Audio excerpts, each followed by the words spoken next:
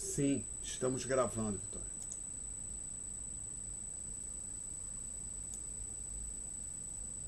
Vamos tentar deixar esse screen rec aqui, nesse cantinho aqui. Dúvidas, Vitória? Dúvidas? Bom, como você não falou nada, vou assumir que você não tem dúvidas, vou avançar com a matéria.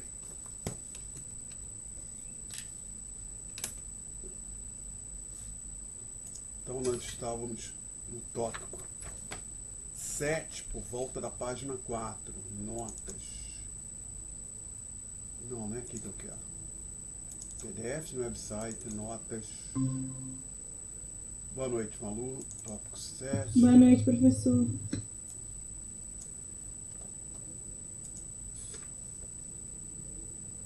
Então, chegamos até a equação 6, agora eu lembrei.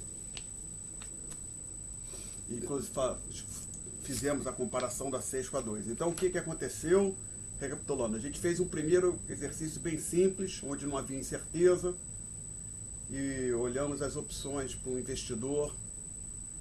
Não, o que aconteceria se o investidor tivesse a opção de aplicar recurso num título do Tesouro Brasileiro ou recurso em títulos do Tesouro Norte-Americano. Nós concluímos que o investidor seria diferente entre as duas opções quando a igualdade 4, que está aqui mais ou menos na metade do quadro, fosse satisfeita.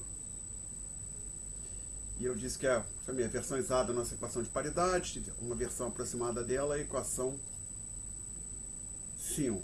Inclusive discutimos também o seguinte: isso aqui tem implicações para o movimento internacional de capital. Supõe, se essa equação não for satisfeita, vai ter uma tendência para capital fluir de um país para o outro, em quantidades grandes, se não houver nenhum controle ao movimento de capitais. Por exemplo, se o lado esquerdo for maior que o lado direito, o investimento no Brasil é mais atrativo do que precisaria ser para que houvesse indiferença entre as duas opções. Então, a capital vai fluir para o Brasil, isso tenderia a reduzir a taxa de juros e eliminar a diferença entre o lado esquerdo e o lado direito. De forma similar, se o lado direito for maior que o lado esquerdo, o capital vai sair do Brasil e ir para os Estados Unidos, tende a puxar a taxa dos Estados Unidos para baixo e eliminar a diferença. Bom,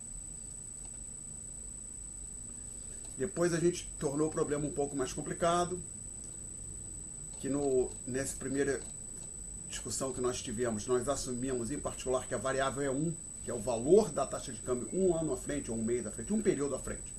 O valor da taxa de câmbio em uma data posterior era conhecida na data zero, hoje.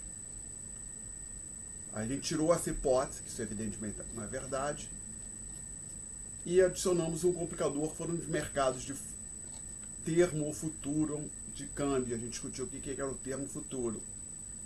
Então a gente concluiu que nesse contexto, o equivalente da expressão 2 é a expressão 6. Então, vamos retomar daqui. Então a gente chegou até a expressão 6. Eu tentarei colocar no quadro.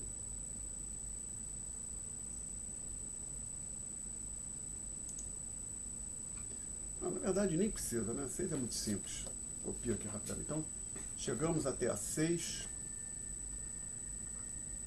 que diz que simplesmente que 100, que multiplica 1 mais R asterisco, é igual a 100, que multiplica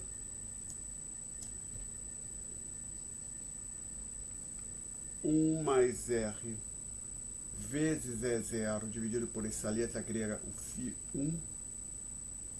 Evidentemente, você pode cancelar o 100 com 100. Então, eu vou resolver aqui para o 1 mais R. Vou então escrever assim: 1 mais R é igual a 1 mais R asterisco, que multiplica o φ1 dividido pelo E0.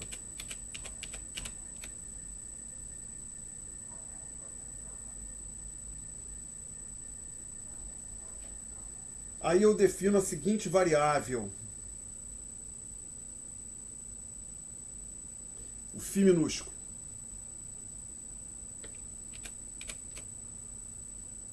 O φ minúsculo é igual a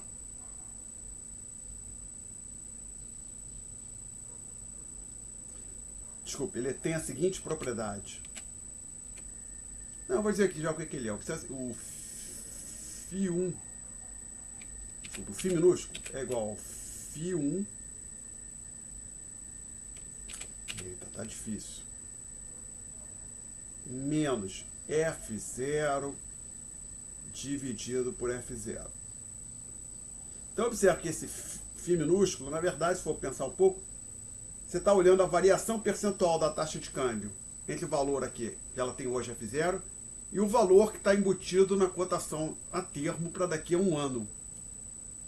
O valor da cotação a termo para o dólar para ser entregue daqui a um ano. Então, na hora que você diz que o φ é igual a isso aqui, obviamente você tem então que o esse φ minúsculo é igual a φ1 sobre φ0 menos φ não, F é zero, eu estou botando esse cheio com F, R aqui.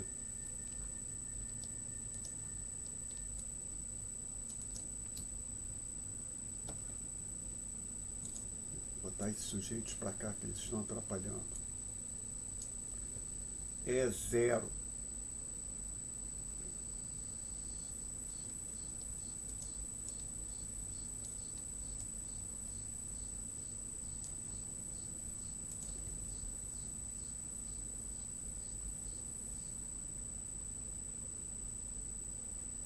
Isso aqui, por sua vez, é igual ao φ1 sobre E0 menos 1. Conclusão, vou dar mais um passo, isso joga 1 junta com esse φ aqui, 1 mais φ é igual, então, a φ maiúsculo 1 dividido pelo E0. Então, o φ minúsculo, como eu falei, olhando aqui para ficar mais fácil ver aqui, é a desvalorização cambial que está embutida na cotação a termo, taxa de desvalorização cambial que está embutida na cotação a termo. Quando você compara essa cotação a termo com a cotação à vista, é zero. A cotação a termo é o φ1 maiúsculo. Bom, então continuando agora no que sobrou de quadro aqui para mim, que é esse pedaço aqui.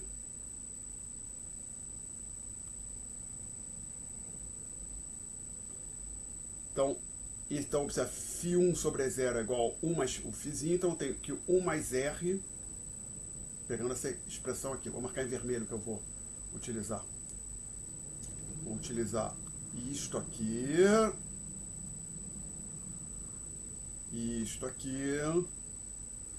vou combinar e vou concluir que 1 mais R é igual a 1 mais R asterisco, que multiplica 1 mais φ. E lembrando que isso recebeu o número 7, é a expressão 7 das notas de aula. E logo depois da expressão 7, eu menciono que o φ é conhecido na literatura como prêmio a termo da taxa de câmbio. Em inglês, Exchange Rate Forward Premium. Como eu já falei, que às vezes as pessoas se enrolam na transição de forward e future, fazem uma confusão. Então, forward deveria ser traduzido como prêmio a termo, forward deveria ser traduzido como termo. Então, Exchange Rate Forward Premium deveria ser prêmio a termo da taxa de câmbio. Na verdade, eu traduziria como prêmio da taxa de câmbio a termo, mas o mais comum é você ver prêmio a termo da taxa de câmbio. E para ver se vai ver isso na literatura, chamado o prêmio futuro da taxa de câmbio, em português, né? Bom,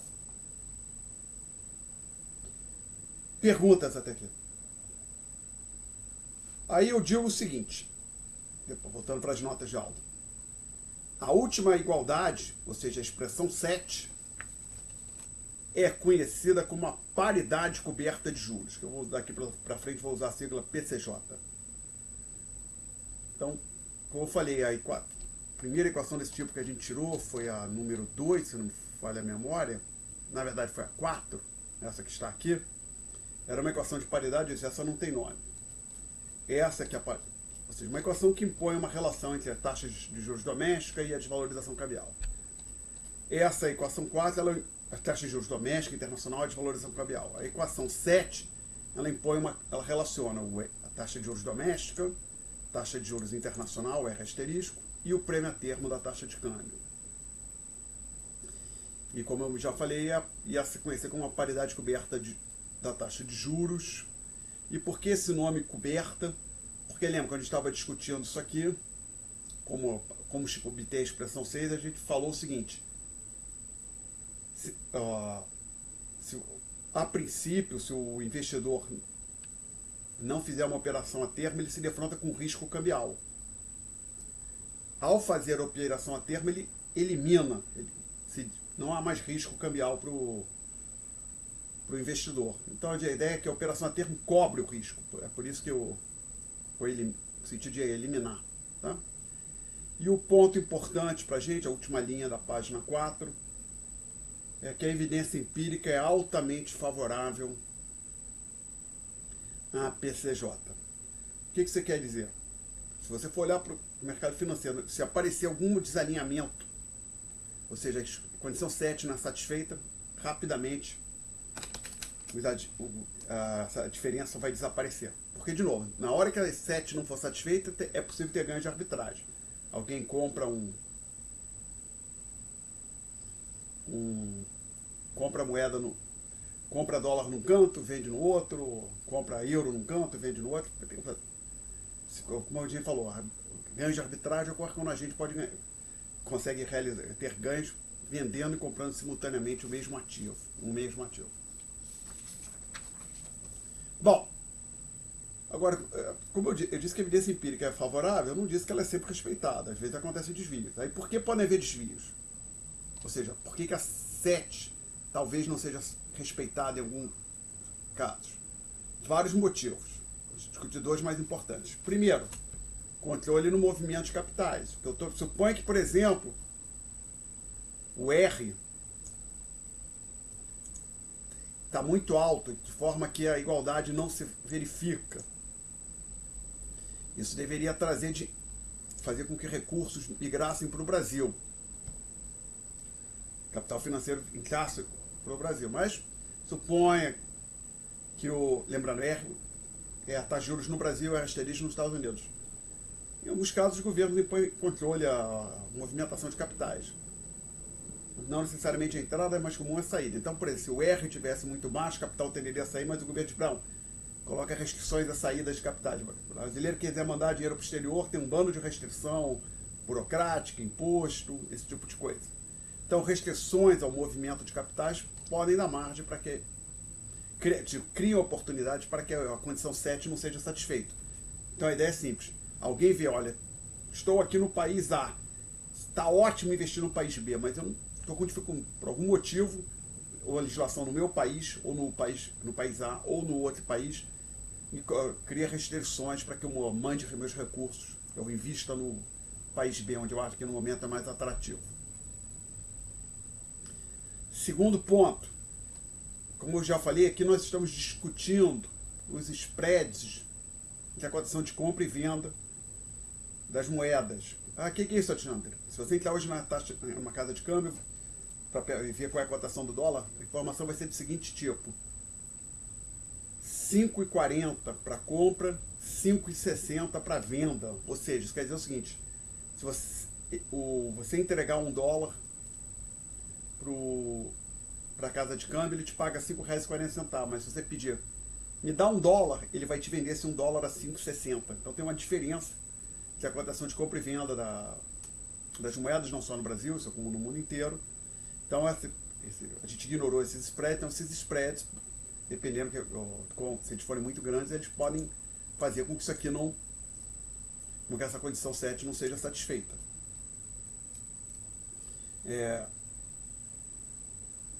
Também tem outro tipo de spread, o spread de taxa de juros, que basicamente o que o depositante do banco recebe de remuneração não é menos do que o banco cobra, tipicamente, para quem pega dinheiro emprestado. Né? Então também tem o spread das taxas de juros. Tá? Perguntas? Bom, versão aproximada da expressão 7, da PCJ, é a expressão 8. Como que é isso, Alexandre? Vamos lá. É similar ao que a gente já tinha feito antes, mas não custa nada a gente relembrar. Então, a 7 é isso aqui.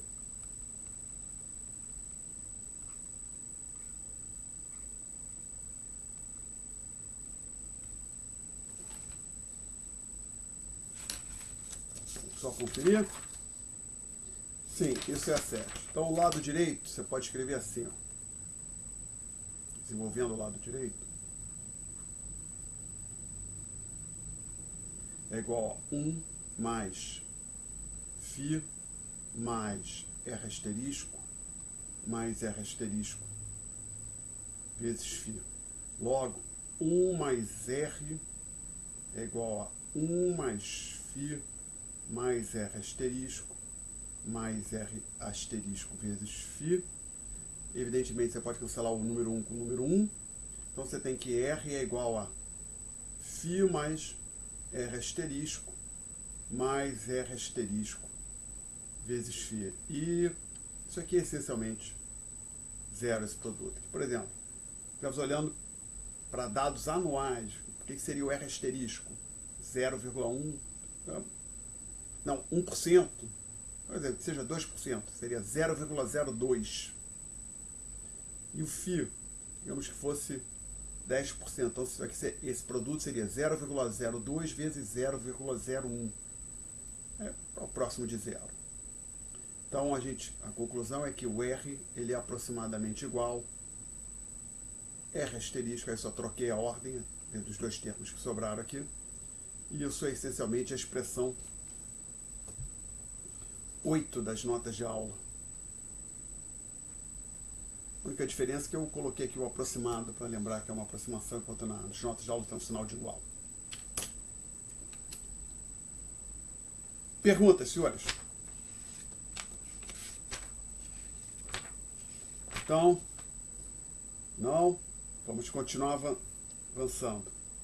Vamos agora falar no algo chamado paridade descoberta. Isso aqui foi a paridade coberta de juros. Existe a paridade descoberta e prêmio de risco. Então, vamos manter a hipótese de que o valor do E1, taxa de câmbio um passo à frente, é incerto. Agora você coloca a hipótese de que os agentes econômicos são indiferentes ao risco. O que quer dizer é indiferente ao risco? Vou tentar ilustrar isso com um exemplo.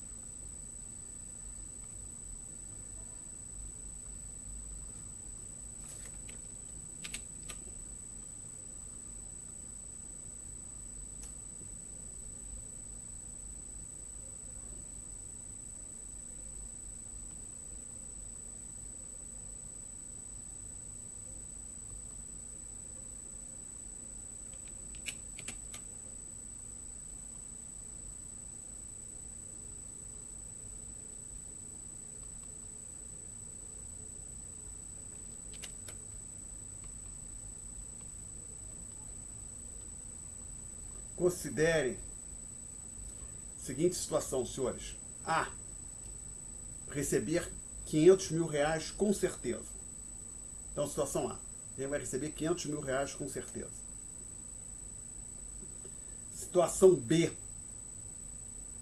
A pessoa pode receber 1 milhão, mas aí vai com probabilidade de 50%, e receber 0 com probabilidade de 50%. Então, vamos lá. A, 500 mil com certeza. B, 1 milhão com certeza. Não, 1 milhão com chance de 50%. 0 com probabilidade de 50%. Aí, Suponho agora... e só uma para não haver dúvida. Qual é a média desses dois valores aqui, levando em conta, ponderando pelas probabilidades? A média aqui em B, né?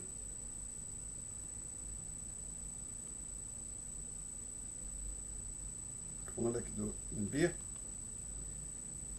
é 500 mil, que é exatamente o prêmio certo na opção A. Aí eu suponho agora perguntar aqui o seguinte para os senhores, para esses poucos alunos que estão aqui. O Ibope hoje está baixo, não sei o que aconteceu. Então vamos lá. Por exemplo, qual é a sua opinião, Vitória? Alguém chega para você e diz: Vitória, escolhe A ou B. Você não vai pagar nada, de graça. Você tem aqui você pode pegar o A, onde você vai ganhar 500 mil reais com certeza, ou você pode pegar o B, onde você ganha 1 milhão, ou não ganha nada, cada um com chance de 50%. O que você iria preferir, Vitória?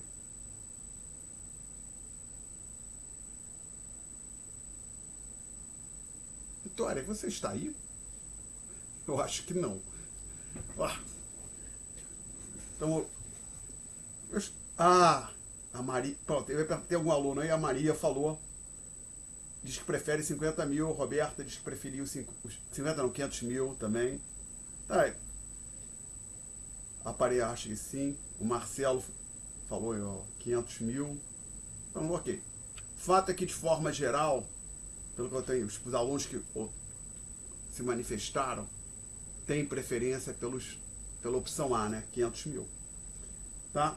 Então, esses alunos que se manifestaram pelo A, eles mostraram que eles são, pelo menos para esse contexto aqui, demonstraram uma aversão ao risco. Enquanto alguém que preferiu B seria alguém propenso ao risco. E quem fosse indiferente seria neutro ao risco. Alguém olha, porque a definição formal de aversão, propensão e indiferença ao risco diz o seguinte: dadas duas alternativas com a mesma média, e no caso, ou podemos deixar mais perto do que está aqui, dado uma alternativa com risco, mas com a mesma média, com uma média igual a um retorno certo, o agente indiferente ao risco, o agente avesso ao risco prefere o retorno certo, o agente indiferente é neutro e o agente propenso ao risco prefere a situação arriscada. Ok? Então um ponto interessante que, apesar que, pela manifestação dos alunos, que apesar de A e B terem a mesma média, alguns alunos não são indiferentes, têm preferência por um ou por outro, porque não é só a média que é relevante, o risco de cada alternativa também faz diferença. Então, a hipótese geral dos economistas é que, de forma geral, os agentes são avessos ao risco, tá? Porém, a gente vai fugir dessa hipótese. Então recapitulando, o que a gente guarda aqui deste quadro? Agentes indiferentes ao risco só se preocupam com as médias. Agentes propensos ao risco vão ter, dado duas alternativas com o mesmo retorno médio, preferem a mais arriscada. Agentes avessos ao risco, dado duas opções de investimento com a mesma média, mesmo retorno médio, expectativa de retorno, eles preferem aquela menos arriscada. Então, os nossos autores assumem que os agentes são... isso aí é baseado no texto Krugman-Obstfeld também. Mas então, assim, nós aqui assumir, aqui não estamos seguindo estritamente o manual, então vamos nós assumir que os agentes são indiferentes ao risco de forma geral. Então, quando os agentes são indiferentes ao risco, vamos olhar para o que era a expressão 5 no ambiente onde havia certeza. Essa que está aqui, a expressão 5, que eu vou escrever no quadro. Não havia incerteza, e a versão simplificada da equação de paridade era essa aqui. Tá? Lembra que esse delta era conhecido porque, lembra, o delta, ele é simplesmente igual a E1 menos E0 sobre E0. O E0, a taxa de câmbio hoje, a gente sabe o que é. Diabo é a taxa de câmbio uma data à frente. A gente assumiu quando a gente obteve a expressão 5, que o E1 era conhecido.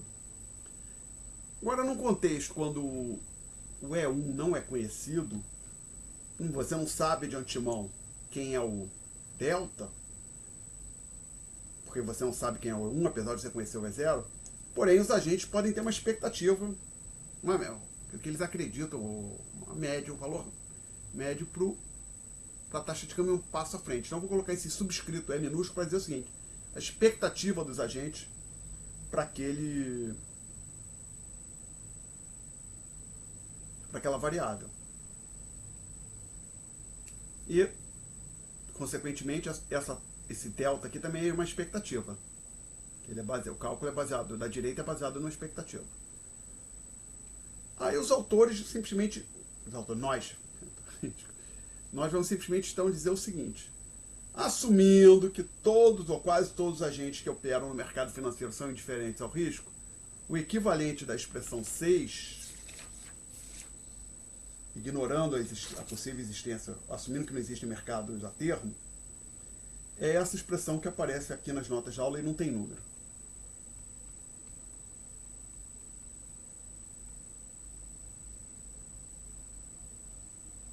Pronto. O que essa expressão 6 está dizendo? Vamos primeiro compará-la com a 5. A diferença é que esse aqui termo essa variável que está em termos esperados, enquanto que ela é conhecida, né?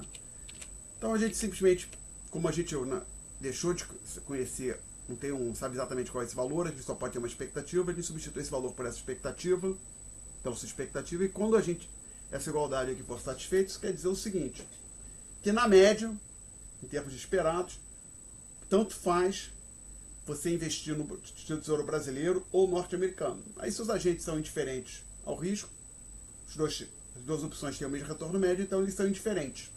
Então, a condição 5, quando os agentes são indiferentes ao risco, pode ser substituída por essa aqui, tá? Quando o E1 não é conhecido. Isso aí tem um nome, é conhecido como PDJ, paridade descoberta de juros. É descoberta porque é o contrário da paridade coberta, que na paridade coberta eliminou-se o risco cambial, ele foi coberto, aqui o risco cambial está em aberto. Os investidores não estão protegidos desse risco cambial. Tá? Perguntas? Então vamos lá. Então a gente chegou até essa expressão aqui, que é conhecida como paridade descoberta de juros.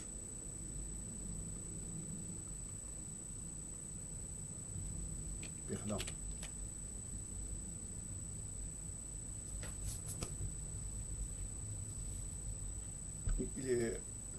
Isso aqui então, já mencionamos, essa é a tal PDJ, paridade descoberta de juros.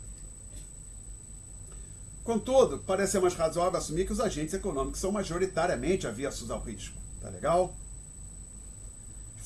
Como eu tinha falado, de forma geral, os agentes preferem evitar o risco. Então, o que acontece? Se os agentes fossem diferentes ao risco, eles ficariam indiferentes entre... Tanto o título do Tesouro Brasileiro seria tão atrativo quanto um título do Tesouro Americano quando essa igualdade fosse satisfeita. O diabo é que os agentes são avessos ao risco. Então, e lembrando que esse aqui é o retorno do título do Tesouro Brasileiro, o retorno do título do Tesouro Brasileiro tem que cobrir esse valor aqui e dar mais alguma coisa para os investidores, para que eles se disponham a carregar o título do Tesouro, comprar o título do Tesouro Brasileiro, que é o jargão da carreira financeira, carregar, ter títulos do Tesouro Brasileiro em sua carteira de ativos. Então, quando os agentes são avessos ao risco, a equação de paridade relevante possivelmente seria essa aqui. O que essa equação aqui está dizendo? Você pode interpretar o seguinte: o título do Tesouro Brasileiro tem que cobrir o título do Tesouro, o retorno dele tem que ser igual ao título do Tesouro Americano, mais uma expectativa de desvalorização para a taxa de câmbio, mais essa variável aqui, que é o ρ, que parece o delta de cabeça para baixo. O meu ρ não fica muito bom. Acho que eu tentar fazê-lo um pouco melhor. Eu faço ele muito pequenininho, acho que melhor é assim. O RO tem um nome, é o prêmio de risco, tá? Então esse RO é um prêmio de risco. O que ele tá dizendo? Título do Tesouro, o que essa igualdade diz? Retorno do Tesouro Brasileiro, ele tem que ser igual ao Retorno do Tesouro Americano, mais a expectativa de valorização cambial, mais um prêmio de risco devido ao fato de o investimento no Brasil ser tido como mais arriscado do que o investimento, ou que o título do Tesouro Brasileiro ser mais arriscado que o título do Tesouro Americano. Tá legal? Perguntas? Não? Então nós vamos em frente. Vamos falar agora no equilíbrio no mercado de câmbio.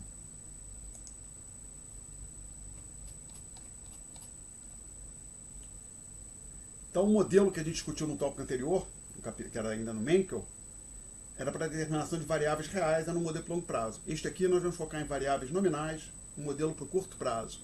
E a gente vai levar em conta o impacto das operações dos agentes nos mercados financeiros sobre a taxa de câmbio. Então vamos lá, a gente diz aqui o seguinte: haverá equilíbrio no mercado de câmbio quando no agregado os agentes não desejarem trocar os seus ativos em reais, moeda doméstica, por ativos em dólar, moeda estrangeira. O que eu estou querendo dizer? Vamos lá.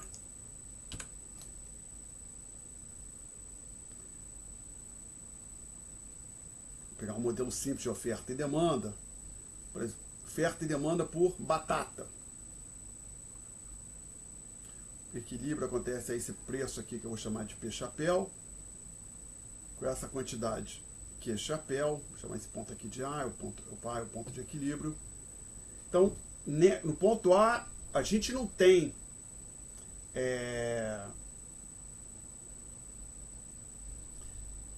quantidade demandada igual a zero, quantidade ofertada igual a zero. Não. O que a gente tem é que a quantidade demandada é igual aqui a asterisco, e a quantidade ofertada é igual aqui a asterisco. Ou seja, a quantidade que as pessoas que o conjunto dos agentes deseja comprar é exatamente igual à quantidade que o conjunto de todos os agentes da economia deseja vender. Alguns agentes desejam comprar, no caso são os consumidores, alguns agentes, as firmas, desejam vender. E quando você olha o conjunto, todos os agentes da economia, o que eles desejam comprar? Ao preço P-chapéu. Desejam comprar quantidade de Q-chapéu. E o que o conjunto de todos os agentes da economia deseja vender? Eles desejam vender a quantidade de Q-chapéu. Tá? Então, para a gente ter equilíbrio no mercado de câmbio, tem que ter uma situação similar. Que no agregado, ou seja, levando tudo que os agentes querem vender, pensa em tudo que eles querem comprar de dólar, de ativos em reais, é exatamente igual ao que eles querem vender de ativos reais para converter em ativos em dólar, tá certo? Então, assim, quando você olha, vai ter algum agente querendo, por exemplo, pegar um apartamento de R$1 milhão, vender e comprar alguma coisa no exterior. Mas vai ter exatamente um grupo de outros agentes trazendo o equivalente a R$1 milhão do exterior para o Brasil, tá? Então, a gente não quer dizer que ninguém quer mandar dinheiro para fora. Não estamos dizendo que ninguém quer mandar dinheiro para fora, ninguém quer trazer dinheiro para o Brasil. Não, estamos dizendo o seguinte: o que as pessoas desejam mandar para o exterior é igual o que as pessoas desejam trazer para o Brasil. Tá? Quando a gente olha para essas trocas de ativos. Então, num mundo sem certeza, agora a gente vai assumir, estamos de volta àquela situação do começo do tópico. Então vamos assumir que não há incerteza, para deixar a situação bem simples. É preciso que a igualdade 5 seja satisfeita em equilíbrio. 5 é esta aqui, que é a versão aproximada da 4. A 4 é a versão exata da nossa primeira equação de paridade, essa aqui. E vamos trabalhar com a 5, a simplificada. Por exemplo, Krugman e Obstfeld, eles trabalham com o equivalente à expressão 5. Vamos deixar a discussão um pouco mais simples para a gente, tá? A álgebra fica um pouquinho mais simples quando você lida com a 5 ao invés de lidar com a 4. Ah, por quê? Porque na 4 tem multiplicação, dependendo se uma variável por outro lado tem divisão. Aqui, por exemplo, só tem soma. Se você levar, por exemplo, o delta para o lado esquerdo, você tem uma subtração ao invés de uma divisão. É um pouco mais fácil você lidar com a 5 do que com a 4. Vamos lidar com a 5. Então, para que haja equilíbrio no mercado de câmbio, é preciso, numa situação sem incerteza e com perfeita unidade de capital, que essa condição aqui seja satisfeita. Porque, suponha que isso aqui acontece, por exemplo, isso aqui é 5. Se isso aí acontecer, vai ter um mundo de capital vindo. Muita gente vai trazer dinheiro para o Brasil. Um mundo de capital. Vai ter um fluxo enorme de capital no Brasil que vai impactar os mercados financeiros, jogar a taxa de câmbio para cima, para baixo, afetar a taxa de juros. Similarmente, se acontecesse algo desse tipo aqui, muita gente vai ter um fluxo, uma saída de capital muito grande no Brasil. Isso vai impactar a taxa de juros, taxa de câmbio. Então, o equilíbrio no mercado de câmbio, para que ele ocorra, é preciso que essa condição seja satisfeita. Perguntas? Tá? Então, para termos equilíbrio no mercado de câmbio, a igualdade 5 tem que ser satisfeita.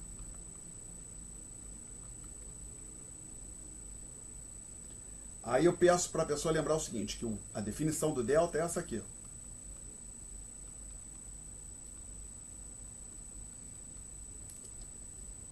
Vou continuar aqui embaixo. Passamos para a página 6. Aí eu digo o seguinte, como mais à frente nós utilizaríamos subscritos para denotar os valores de equilíbrio, o que você está dizendo, Alexandre? Por exemplo, a gente já fez isso aqui.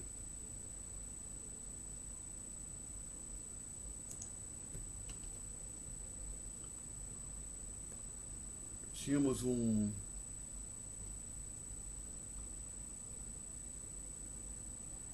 discutimos a determinação do nível de preços no longo prazo.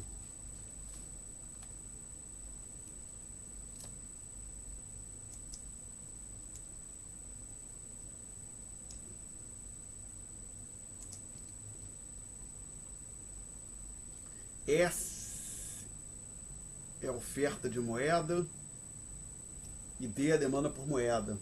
Então, supõe com essa demanda aqui, o equilíbrio é o ponto A1 e o 1 sobre... O nível de preço vai ser P1, né? Aí, por exemplo, o que acontece? A demanda por moeda se contrair, aí vira uma curva D2, teríamos equilíbrio no ponto A2, nível de preço seria 1 sobre P2. Então, lembra, quando tem, nesse tipo de exercício eu indeco, coloco um índicezinho, um subscrito numérico nos pontos de equilíbrio, para ficar mais fácil a gente discutir o que está acontecendo no gráfico. A gente vai fazer isso aqui já já. Aí isso cria um problema para a gente. Que problema, Alexandre? Felizmente é onde faço solução. O problema é o seguinte. Lembra, a gente quer usar números. Vamos fazer coisas desse tipo aqui. Vamos falar assim.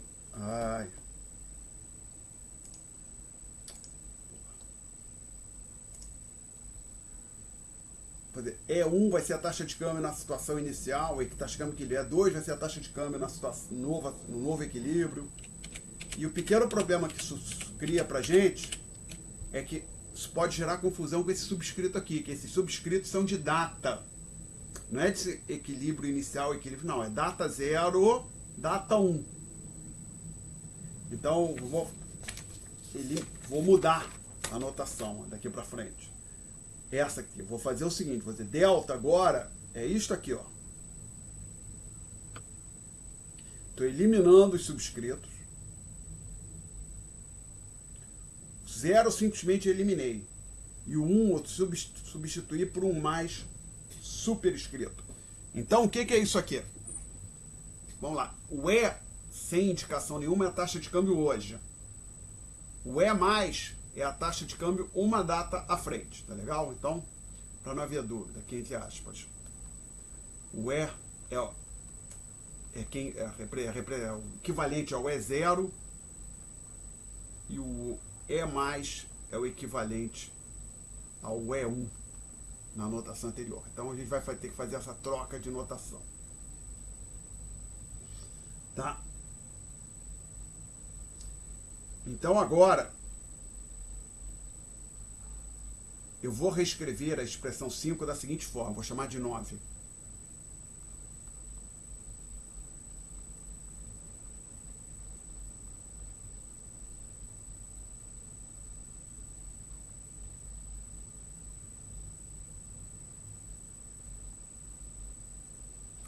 Simplesmente troquei o delta que estava aqui por essa expressão que está aqui.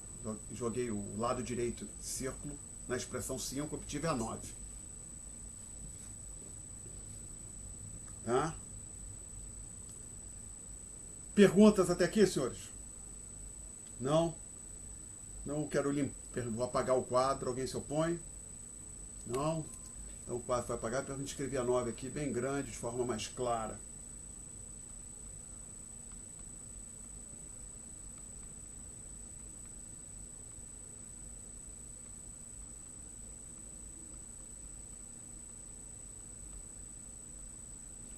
Então, o que isso aqui representa para a gente? Suponha que nós sabemos os valores de R e R asterisco. Então, eu vou marcar em verde aquilo, nessa expressão nova, que nós conhecemos. Estão dados. Por isso, olha, lembra, nosso problema é falar sobre a determinação da taxa de câmbio. Aí você olha nos mercados financeiros, olha, taxa de juros no Brasil, Tesouro Brasileiro é essa aqui, a taxa de juros do Tesouro Americano é aquela, essa. Tesouro Brasileiro R, do Tesouro Americano R asterisco. Bom, vamos olhar, continuar olhando para a expressão 9. Se eu souber quem é o E+, ele for dado para mim, vou circular agora em vermelho.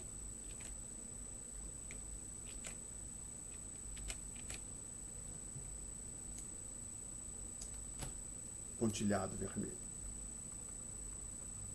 Se a equação 9 é satisfeita e eu também conhecer o E+, eu posso, então, usar a expressão 9 para achar o valor de equilíbrio do E. Resolver para o E. Tá? De forma similar, se eu conhecer o E,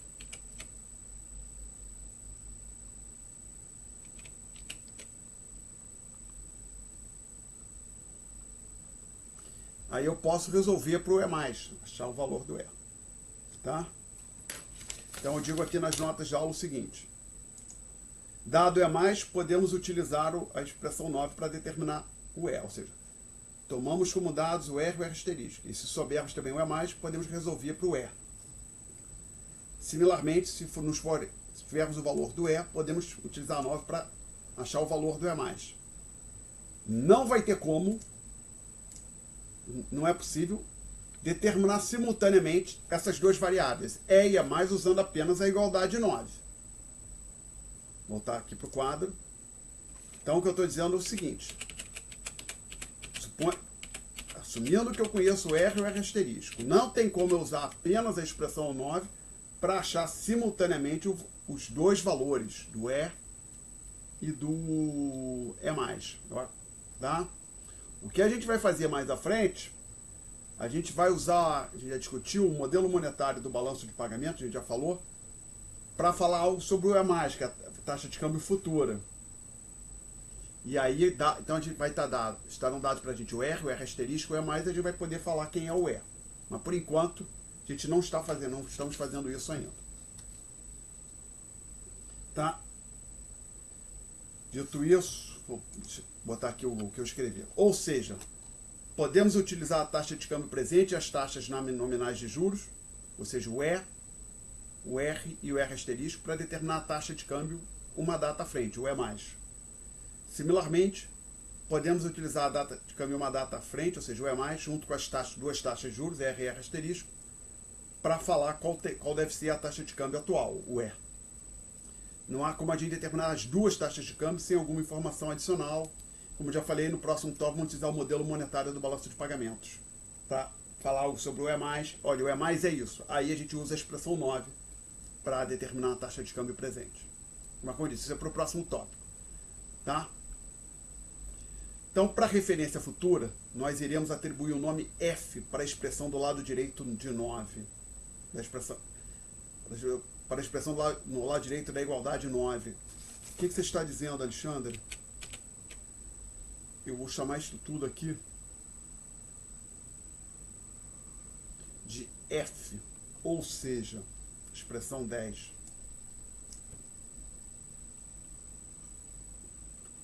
Eu criei uma variável que eu estou chamando de F, igual a R asterisco, mais E mais menos E dividido por E. Por que você fez isso? Porque eu vou fazer um gráfico, vou fazer uma representação gráfica onde nós vamos representar essa relação aqui. Então,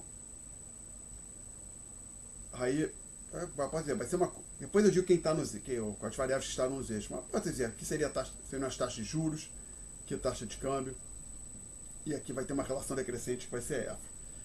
Vai ser representando essa expressão aqui. Ah, mas por que isso é uma boa ideia? Por exemplo,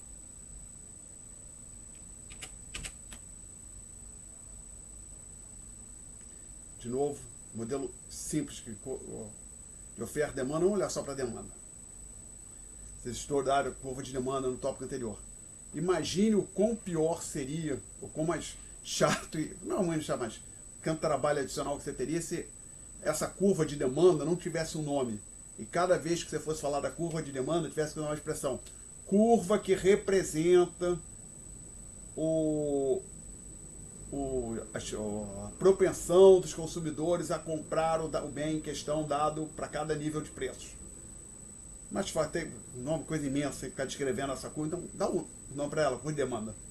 Então eu vou fazer algo similar. A gente vai estar usando, vamos representar em algum gráfico já a expressão do lado direito da expressão da igualdade 9, ou seja, o termo do lado direito da igualdade 9 vai ser representado num gráfico, vai ter uma curva representando isso. E a gente vai dar um nome para isso, chamar de F, de foreigner, de estrangeiro, retorno dos ativos no exterior, lembra?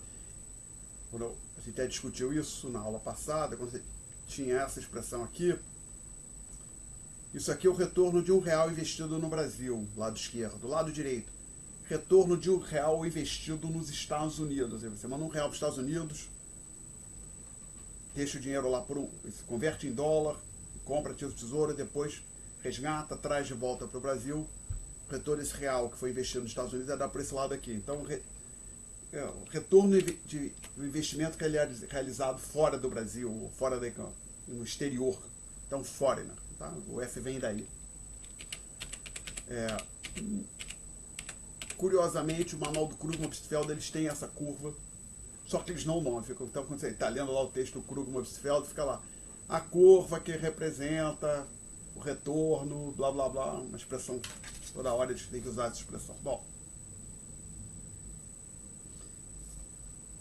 dito isso, senhores, chama a atenção dos senhores que a gente pode reescrever a expressão F da seguinte maneira. F é igual a R asterisco mais E mais sobre E menos 1, né? Tá? Simplesmente isso aqui, você tem 1 quando você separa em duas frações distintas. Seria o menos E sobre E, que é 1. Tá?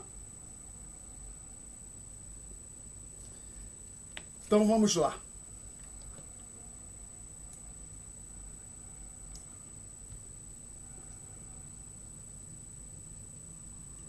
Se houver um crescimento no R asterisco, o que eu posso, olhando para 10 ou para F, tanto faz, para 10 ou para a linha aqui de baixo, eu concluo que essa variável F cresce. Tudo mais constante, mantido constante todos os demais termos, você crescendo o R asterisco, o F cresce. Similarmente, crescendo o E asterisco, essa fração aqui aumenta, o F também cresce. E o contrário acontece quando você aumenta o E. Você aumenta o E, esta fração aqui diminui, consequentemente, o F, o valor do F diminui. tá? Então eu tenho essas 3 linhas, aparece numa linha só nas notas de aula, falando disto aqui. Perguntas? Aí eu digo o seguinte, dados os valores de R asterisco e E+, a relação entre F e E pode ser representada da forma ilustrada na figura 3. Objeto X é uma notação para taxas de retorno.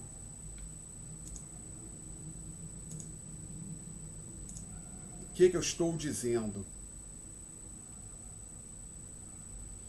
Vou tentar apagar muita coisa aqui nas notas de aula. Notas de aula no quadro. Vamos ver se vou ter sucesso.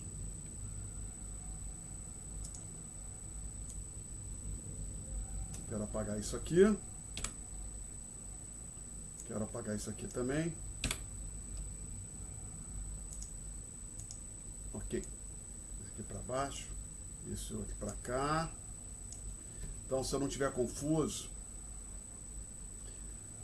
tenho que colocar aqui no canto mais uma vez a expressão.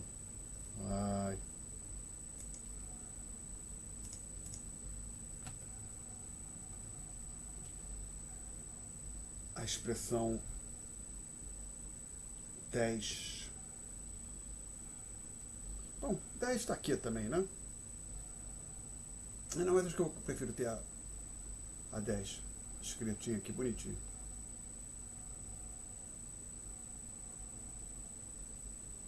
Na verdade, desculpa, eu quero ter a 9. Confundi, verdade.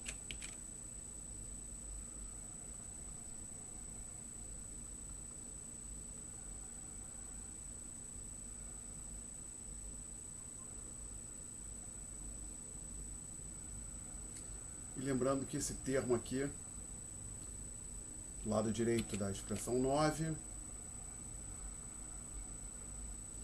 nós chamamos de F.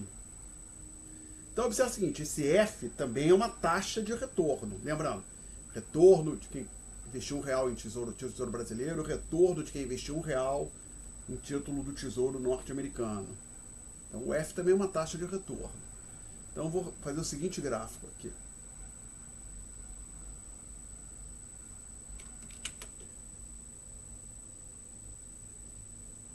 Na vertical, eu colocarei taxa de câmbio. Na horizontal, eu colocaria as taxas, todas as taxas de retorno que eu estou olhando, vou estar preocupado. Mas, ao invés de ficar botando assim, de colocar assim, poderia escrever aqui taxas de retorno.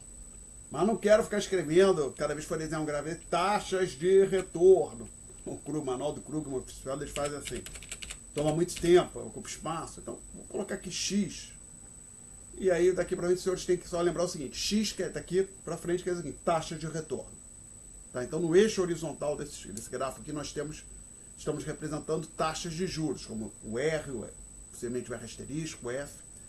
E no caso do F, a gente vai representar nesse gráfico aqui, aqui eu botei aqui E, perdão, desculpe. Ele se relaciona de forma decrescente, ou seja, quanto maior o E, menor o F. Então, existe uma relação decrescente, negativa, entre a taxa F e a taxa de câmbio. E eu represento desta forma. Então, se eu não estiver confuso, isto aí é bem parecido com a figura 3 das notas de aula. Sim, essencialmente é isso a figura 3 das notas de aula. Vou até escrever. Figura 3. Tá? Agora, isto aí foi desenhado para um dado valor da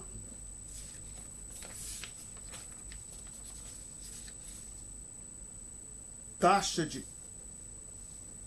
para um dado valor do R asterisco e para um dado valor do E+.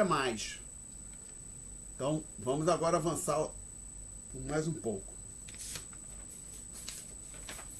Desculpa, só antes de eu avançar, um ponto aqui. Vamos lá. Virando a página das notas de aula, eu já estava entrando aqui nesta bullet, até esqueci de falar isso aqui. Estritamente falando, F não é uma linha reta. Por quê? Porque o E está aparecendo aqui no denominador. Você olha a relação do F com o E apareceu no denominador. Então, se fosse fazer o gráfico disso aqui de forma precisa, com todo o rigor matemático, o gráfico que relaciona o E e o F não é o de uma linha reta. Mas vai simplificar, vai desenhar como linha reta, aqui, por simplicidade. Vou usar a linha reta. Bom, então, perguntas. Vou tentar apagar esse pedacinho aqui.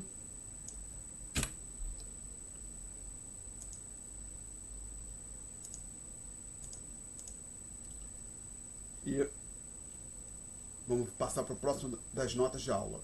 Aqui eu digo o seguinte: uma elevação em R asterisco ou é mais desloca a curva F conforme ilustrado na figura 4. Vamos tentar entender por quê. Então,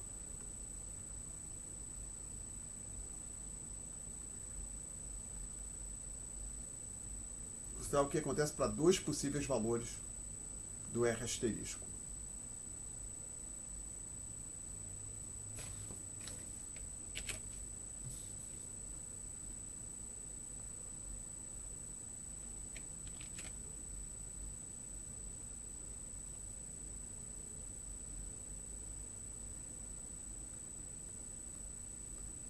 Nessa situação aqui, subjacente, a hipótese aqui, associado à curva F1, está o valor R asterisco 1. Ou seja, então, a curva F1 representa essa expressão aqui para R asterisco igual a R asterisco 1. Aquele 1 ali ficou estranho, né?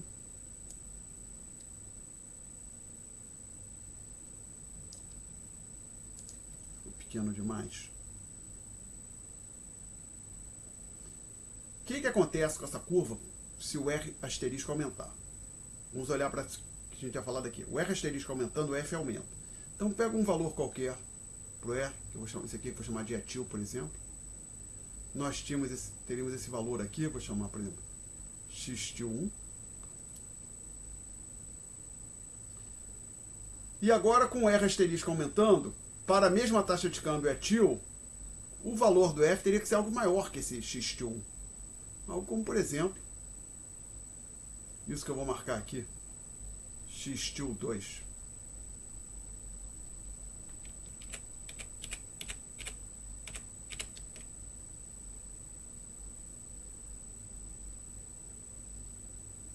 Então, o relevante é que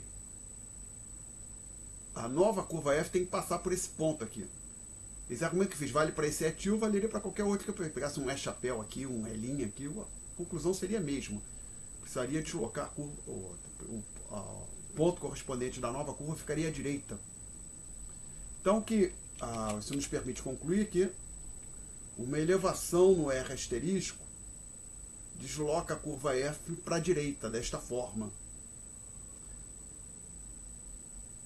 Exato, se for fazer para o E asterisco, é a mesma coisa. Tá? Desculpe. Para esse exercício agora, a gente tem que olhar para isso aqui. Aumentou o R asterisco, o valor do F aumenta.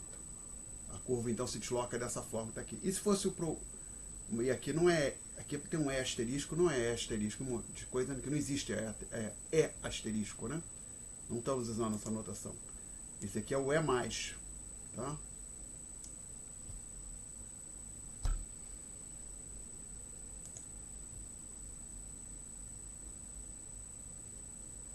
É mais. Então, uma elevação no E+, joga a curva F para a direita também, assim como o R asterisco. Uma elevação no R asterisco. Então, isso está ilustrado. Essa figura que está aqui no quadro, essa aqui,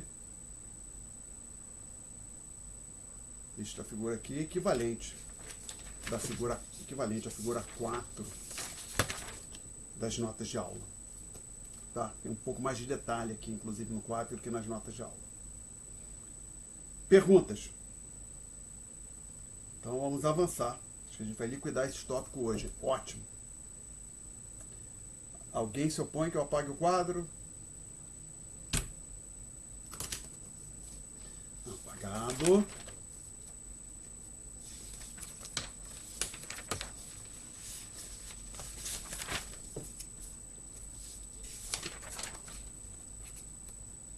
Aí eu digo o seguinte, dados os valores das variáveis R, R asterisco e E+, obrigado, mãe. Sabia que está dando para acompanhar, pelo menos. Dados os valores das variáveis R, R asterisco e E+, o valor de equilíbrio de E pode ser obtido conforme ilustrado na figura 5. Somente no ponto A, a igualdade R igual a F é satisfeita. O que é isso, Alexandre? R igual a F. Lembram? Lembrem, desculpe. O nosso ponto de partida aqui é a expressão 9.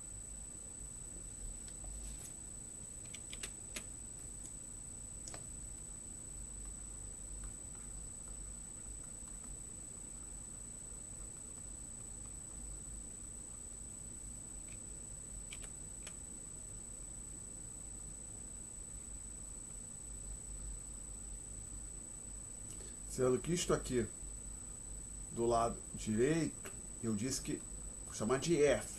Então, a nossa condição para que haja, uma das condições para que haja equilíbrio é R igual a F.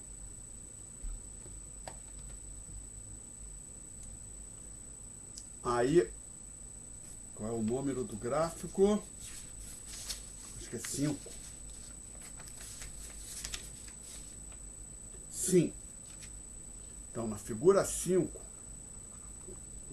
como é que você pode gráfico, como é que você pode determinar a taxa de câmbio de equilíbrio? Dado o valor do E+. Que a gente, dado o valor do E+, você pode determinar a posição da curva F, pode interpretar assim.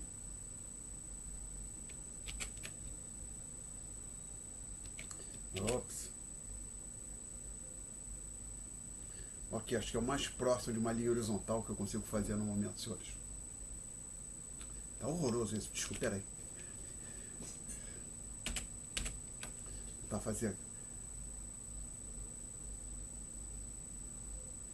Acho que se eu fizer isso bem de frente, se eu estiver bem de frente para onde eu estou desenhando, isso fica melhor. Quando eu começo, em particular, por isso que eu digo, é mais difícil fazer a horizontal do que a vertical.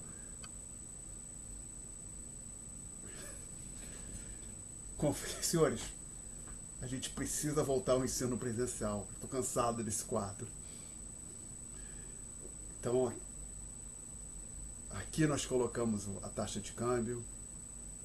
Aqui nós colocamos o X. Isso.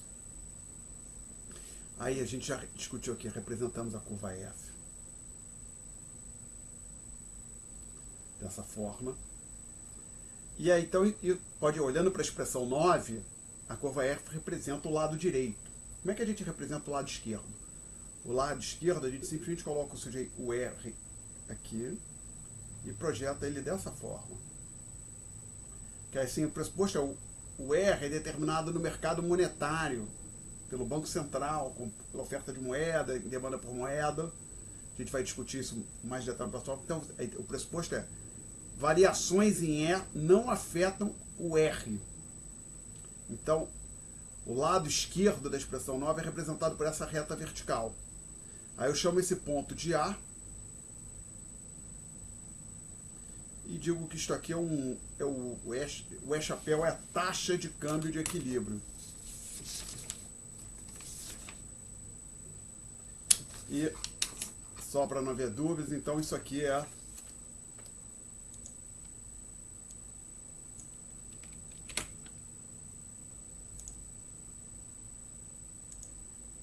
figura 5. É isso aqui. Ok? Figura 5 é isso, exatamente isso, só que mais bem desenhado. feito com cuidado, usando os recursos de um editor de fotografias, né? Isso? Sim. Perguntas?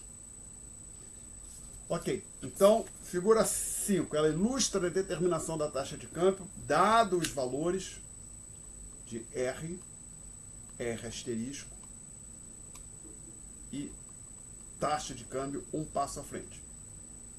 Mudança em uma dessas duas variáveis desloca a curva F. Uma mudança em R desloca essa reta vertical que aqui está. Perguntas?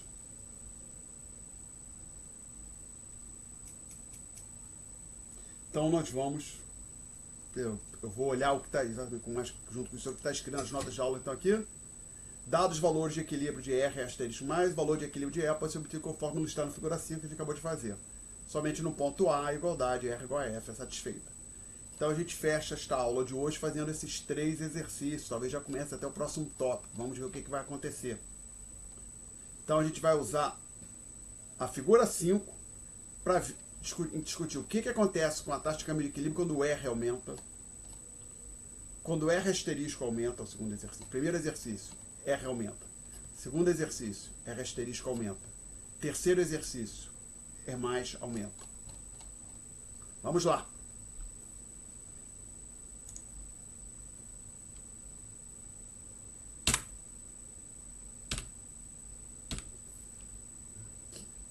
Por alguma razão misteriosa, depois que eu uso copiar e colar, eu não consigo apagar nada que estava no quadro antes, então é mais fácil abrir um novo arquivo novo.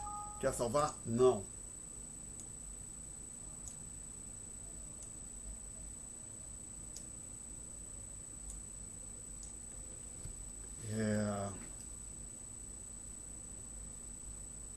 Então vamos lá.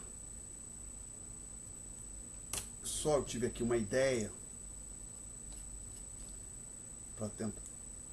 para esses exercícios. Eu vou tentar tomar como ponto de partida da figura 5. Só que aqui eu quero fazer assim, vou aumentar isso aqui um pouco. Botar a figura 5 bem grande assim. Acho que assim, vou botar com 300%. O que acontece? 300%. Tá de bom tamanho. Então, vamos lá. O que eu vou fazer é o seguinte, dar um print screen.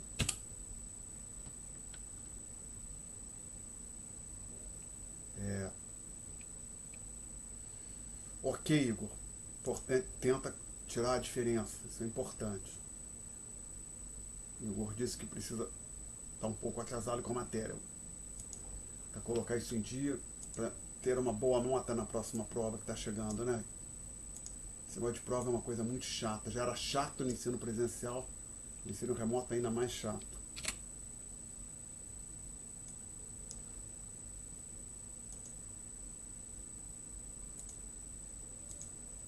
Então a gente vai usar essa figura aqui como ponto de partida dos nossos exercícios. Eu só vou trocar um pouquinho aqui a anotação, porque já sei que algumas coisas a gente vai mudar. Então vai ter um equilíbrio inicial, um equilíbrio final.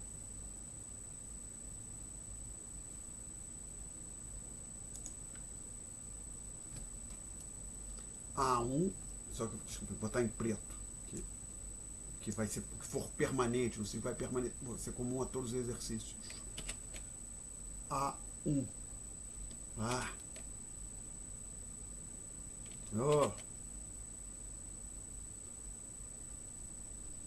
E1.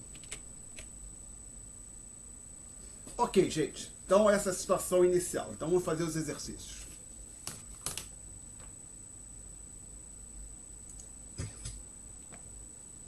Desculpa, esse aqui posso fechar. Não salvar.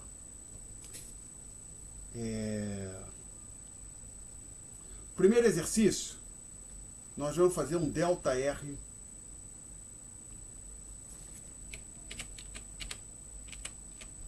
positivo e ver o que acontece nesse gráfico.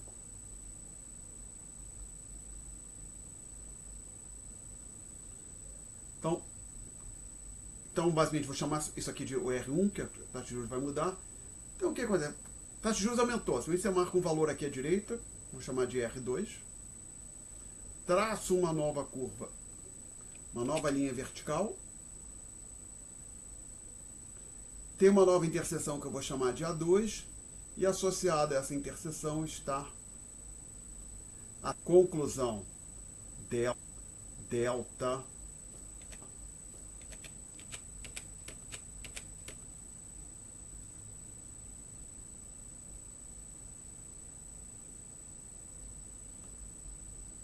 é menor que zero, tá? Então vamos conferir. E se os senhores olharem, isso que está aí no quadro agora é equivalente à figura 6. Não é exatamente igual, porque, por exemplo, se for olhar essas duas retas aqui, estão um pouco bem mais para a esquerda, por assim, mas a lógica são equivalentes no sentido que a compressão, a interpretação é a mesma. Tá? Bom, aí nas notas de aula, o que eu digo? Eu apaguei e fechei o PDF, né? Não deveria. Vou tentar botá-lo de volta aqui. Estou usando isso aqui com zoom de 220. Estamos querendo chegar na página 7. Então, a figura 6 é equivalente ao que está lá no quadro. Tem uma queda no E. E isso a gente diz que é uma apreciação ou valorização cambial. Até a gente discutiu aqui em algum momento os diferentes, com uma possível diferença das palavras apreciação para valorização e depreciação para desvalorização. Então o fato é que a moeda doméstica ela fica mais forte perante a moeda estrangeira. Então uma elevação na taxa de juros no Brasil tende a valorizar o real perante o dólar, tendo em vista o que a gente está vendo aqui nesse momento. Lembrando, o E+ está fixo. Ah, mas por que o E+, se o E+ for afetado, a curva F tem que se deslocar? Aí aqui nas notas de aula, eu coloco assim, atenção, conforme previamente discutido, explicar o gráfico. Eu preciso explicar o gráfico, a gente já falou disso aqui nesta disciplina, tá? Então fica aqui só como recordação para os senhores. A lógica é mesmo, até o roteiro é mesmo. Curvas iniciais, equilíbrio inicial, deslocamento de curva, equilíbrio final. Comparação dos equilíbrios inicial e final. E aqui um textinho como exemplo, tá? Perguntas. Aí como eu já falei, estamos assumindo nesse exercício que o E+ permaneceu constante. Aí suponha que você, vamos lá, olhando para isso aqui, os agentes pensassem, olha, o E+ cai. A exemplo do E, a taxa de câmbio hoje caiu. Então a taxa de câmbio uma data à frente, a gente esperava que ela seria 6, agora vamos esperar que ela vai ser 5,7, por exemplo. Então você teria um outro deslocamento aqui, uma queda no E+, puxa a curva F dessa forma. Então o equilíbrio se daria nesse ponto aqui. Aí a taxa de câmbio seria ainda mais baixa, mas você conclui que inequivocamente a taxa de câmbio cai.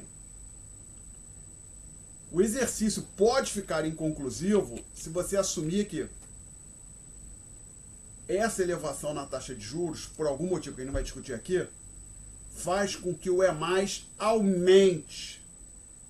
O E+ aumentando, a curva F vem para a direita. Se ela se deslocar, conforme eu estou com essa ilustração aqui, o equilíbrio se dá nesse ponto, a taxa de juros teria aumentado. A taxa de juros aqui está mais ou menos aqui.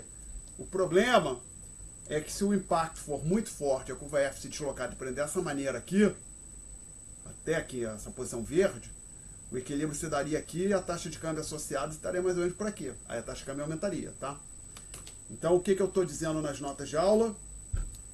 Se o E+, delta E+, menor ou igual que zero, seja, igual a zero é que a curva F não se desloca, é o que nós tínhamos feito.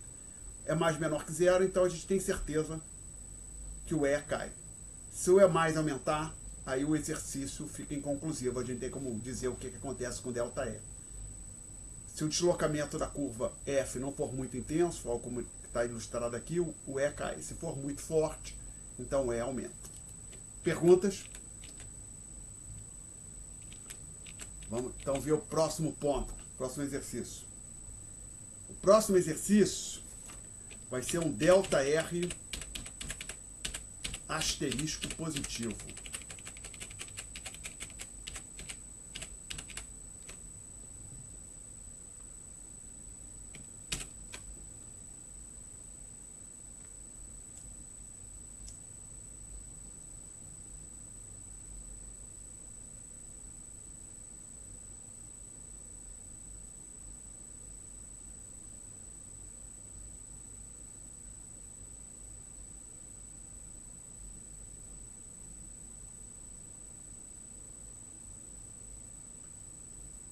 Então agora o que vai acontecer é que a curva F vai se deslocar. Conforme a gente já discutiu aqui, uma elevação no R asterisco joga a curva F para a direita.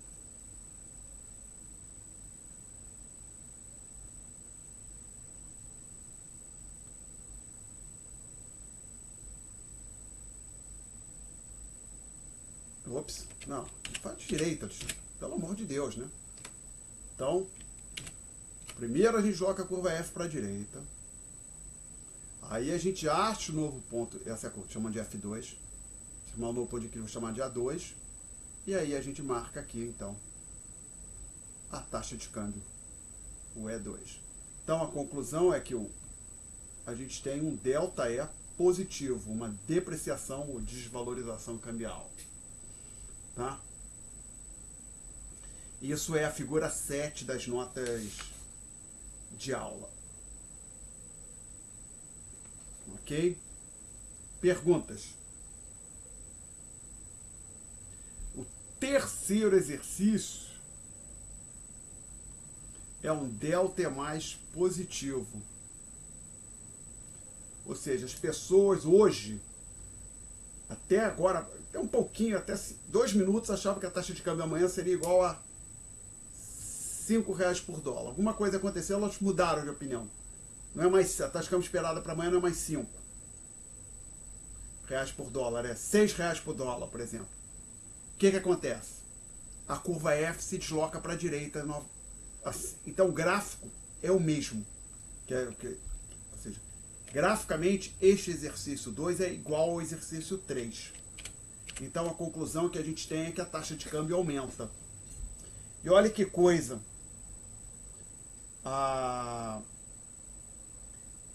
Uma mudança nesse exercício 3 é interessante por isso.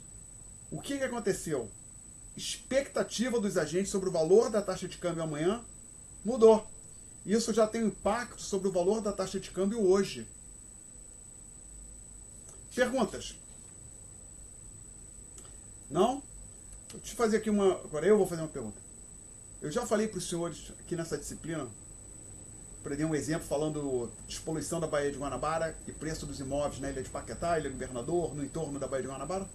Já discutimos isso aqui? Alguém lembra de a gente ter discutido?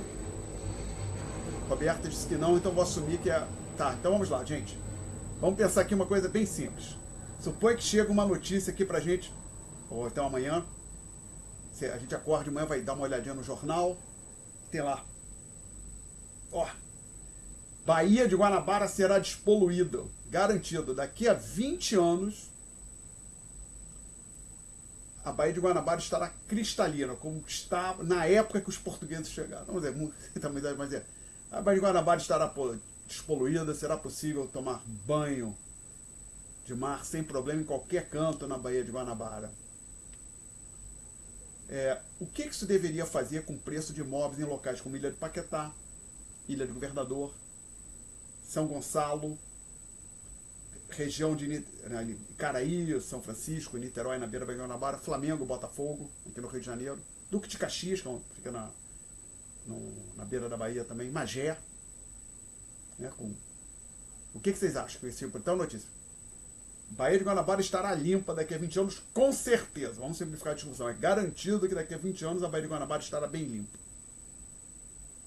O que isso deveria fazer com o preço dos imóveis na Paquetá, Ilha do Governador, Flamengo, Botafogo, Icaraí, São Gonçalo? O que vocês acham? Duas pessoas pelo menos já falaram que vai aumentar, claro, né? Agora, olha, então vamos concluir. O preço dos imóveis, os imóveis tendem a se valorizar. Legal. Agora vamos pensar aqui um pouco. Olha só como é que eu estou colocando o exercício. A gente vê amanhã no jornal que daqui a 20 anos a Bahia vai estar limpa. E vamos simplificar o exercício. A gente simplifica para poder focar no ponto principal. É garantido que vai estar limpa daqui a 20 anos. Aí a pergunta, quando que o preço dos imóveis vai aumentar? Só daqui a 20 anos? Daqui a 10 anos? Ou já aumenta hoje? O que vocês acham? Hoje. cima. Já vai aumentar, aumenta hoje. Na verdade, você pode até interpretar assim, o diabo que eu coloquei, o que eu coloquei da seguinte maneira, é garantido. Você pode mudar, olha, não é garantido, mas tem uma chance grande, então aumenta hoje. E à medida que o tempo vai avançando, vai tornando, aumentando a probabilidade que realmente vai estar limpo, o preço vai subindo mais um pouquinho. Aí então aumentou, aí depois não vai limpar nada, ou vai ficar mais difícil, aí o preço cai, tá? Então, a gente não está interessado nisso, vamos pensar só o que é relevante pra gente. Sendo garantido que daqui a 20 anos a Baía de Guanabara vai estar limpa, os preços dos imóveis já sobem hoje. E então, assim, notícias sobre eventos futuros, e com esse exemplo simples ilustra, que eu coloquei uma coisa bem simples, com certeza, mas agora podemos tornar um pouco mais complicado. O ponto é, se uma notícia, a Baía de Guanabara vai despoluir, tem chance, não é garantido. Isso deveria impactar os preços dos imóveis na Baía de Guanabara de forma positiva, mesmo que o programa seja para ser executado ao longo de 10 anos, de forma positiva já hoje, né? E aí, à medida que o tempo vai avançando, vai ficando mais claro se o programa vai realmente despoluir ou vai ser bem sucedido ou não, aí os preços dos imóveis vão se ajustando. Mas o que realmente interessa para a gente é eventos futuros, eles podem impactar, ou notícias, ou expectativas sobre a trajetória futura da economia, podem impactar o preço dos eventos hoje, o preço dos ativos, os preços na economia hoje, né? Então, aqui, esse gráfico aqui, quando a gente pensa neste exercício aqui, é exatamente isso que está acontecendo. Alguma coisa vai acontecer com a taxa de câmbio amanhã. Ela vai aumentar. Como consequência, a taxa de câmbio amanhã vai aumentar no sentido que ela vai... A gente achava que amanhã ela ia estar no patamar 5, agora mudamos nossa avaliação, achamos que ela vai estar no patamar 6. Legal. A taxa de câmbio amanhã vai ser maior do que a gente estava acreditando. Consequentemente, a gente tem que corrigir o valor, pode interpretar assim, o mercado se reequilibra de forma a já jogar a taxa de câmbio hoje para cima. Então, eventos futuros impactam o preço dos ativos hoje. Colocando agora uma outra coisa, por exemplo, pensando aqui no Brasil. Tá chegando a eleição presidencial, tem esses candidatos A, B e C, candidato que está aí na frente. Não estou querendo falar de nenhum deles, mas tem eleição, tem um candidato na frente e as pessoas olharem e as propostas econômicas desse cara vão arrasar o país. Isso deveria já começar a impactar os preços de ações, de imóveis, impactar a cotação da moeda brasileira perante o dólar já hoje. O dólar já deve começar a subir, o preço das ações bolsa cair, imóveis também serem afetados, assim vai, tá? Não porque alguma coisa mudou o plano, não, porque tem a perspectiva de que um novo presidente vai chegar, vai vir com uma política econômica ruim. Similarmente, esse novo presidente que vem vai vir com uma política econômica boa. Isso tem o impacto de fazer com que o real se valorize perante o dólar, colocar a bolsa para cima e assim vai. Perguntas? Tá? Perguntas, senhores? Vocês não querem fazer perguntas? Não, nós temos 10 minutos ainda, eu preferi não começar o próximo tópico. Mas, então, os senhores podem fazer perguntas de economia, outras coisas. Perguntas?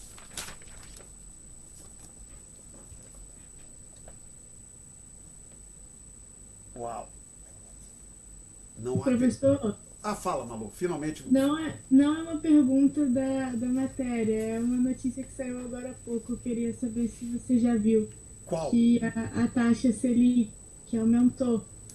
Não é E voltou a ser de 2 dígitos pela primeira vez em, acho que 3 anos e meio. Como você acha que vai afetar a economia agora? De acordo com o que a gente está... Primeiro, sobre o taxa de câmbio, deveria contribuir para que o real se valorizasse um pouco perante o dólar. Porém, com um comentário aqui.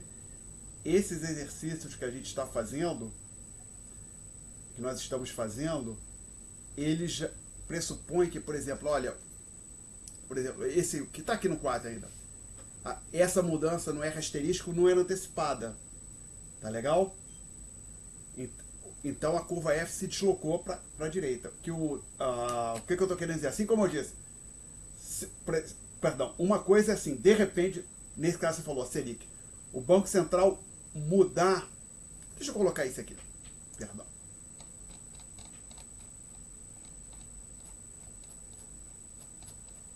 primeiro, que é mais próximo que você falou, aumentou a taxa de juros, seria a figura 6, elevação na taxa de juros, tá?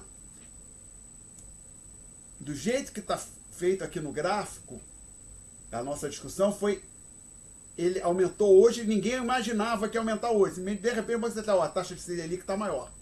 Aí a ilustração é essa da figura 6. A situação aqui é um pouco diferente, a situação no mundo real, que eu estou dizendo. Porque já se sabia que o Banco Central ia aumentar a taxa Selic. Eu não vim acompanhando, mas... Sim, por quê? Porque a gente discutiu aqui a política monetária, a oferta de moeda. A inflação está subindo no Brasil. A inflação está elevada. O Banco Central tem que apertar a política monetária. E o principal instrumento que ele tem para isso é a elevação na taxa de juros. Né? Diminui, basicamente, impactar a trajetória da quantidade de moeda de forma que relativamente ao que aconteceria sem a subida na taxa de juros, com a subida na taxa de juros vai ter menos com moeda na economia do que teríamos sem a subida na taxa de juros. Tá? Então o Banco Central está começando de fato a adotar uma política monetária mais restrita do que mais restritiva da que nós tínhamos antes. Por quê? Porque a inflação subiu demais no Brasil. Tá? Isso já era antecipado. Então,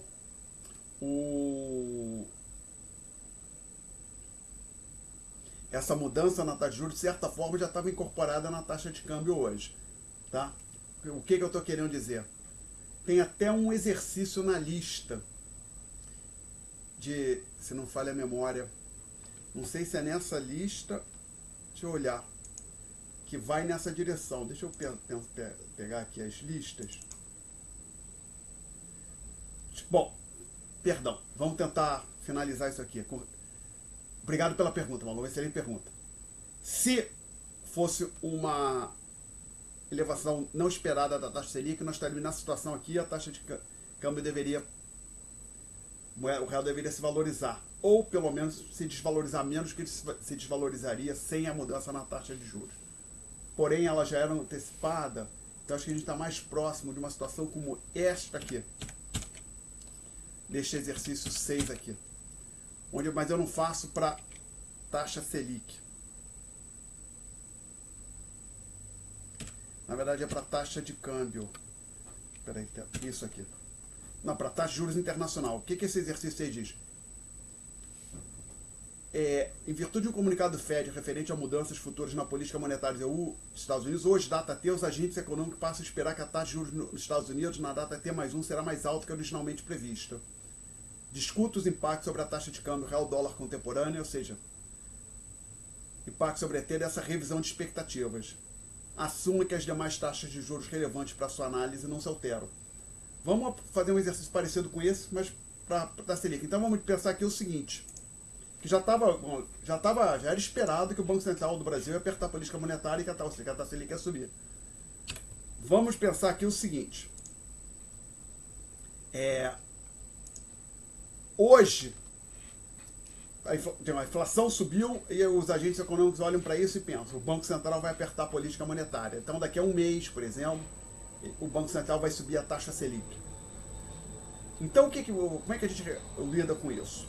O que a sugestão lá no gabarito da lista faz é o seguinte, primeiro analisa o que vai acontecer um passo à frente, data que eu chamei de data T é hoje, T+1 amanhã.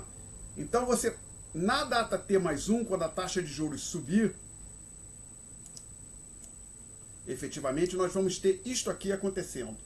Tá legal? Isto aqui acontecendo. Então, isso quer dizer o seguinte, a taxa de câmbio, que lembra, isso aqui é para a data futura, que eu chamei no gabarito T+1. Uma data à frente a gente tem uma elevação da taxa de câmbio. Agora, essa elevação da taxa de câmbio já deveria, então, agora juntando com outra elevação da taxa de câmbio futura, um passo à frente, já impacta o mercado de câmbio hoje. Por quê? Porque se a gente sabe que amanhã a taxa de câmbio vai estar aumentando, relativamente ao que nós esperávamos, a gente tem que mexer com o nosso mais. E aí a gente cai nesse caso aqui, tá? Então você pode interpretar o seguinte, essa elevação da taxa Selic que a gente está vendo hoje, a coisa de um mês, dois, já levou uma mudança, já gerou uma mudança na taxa de câmbio como essa aqui. E agora, ela sendo efetivamente implementada, ela deve gerar uma mudança na taxa de câmbio, tá? Agora, o diabo, quando a gente fala uma mudança na taxa de câmbio, o que a gente quer ver é o seguinte: a taxa de câmbio era 5, digamos que a taxa de câmbio fosse 5 no momento, a gente gostaria de ver ela cair, por exemplo, para 4,99, que seja, cai um pouquinho. Não é isso, ela cai relativamente ao valor que ela assumiria se não houvesse a mudança. Então, se sem a mudança amanhã ela deveria chegar no patamar 5,02, ela vai chegar em 5,01. Então tem um pouco de complicação, né? A interpretação do que é uma queda na taxa de câmbio. Não é necessário comparar o de ontem com hoje. Você tem que comparar o que vai acontecer efetivamente com o que aconteceria se não houvesse a intervenção de política econômica. Mas o fato é que isso tende a valorizar a moeda brasileira, esse aperto na política monetária, essa subida na taxa de juros, tá legal? Pelo menos num primeiro momento. Perguntas, Malu? Respondi? Respondeu, professor. Obrigado. Obrigado pela pergunta. Mais perguntas, gente? Não temos, então a gente vai apagar o quadro e vou interromper a gravação.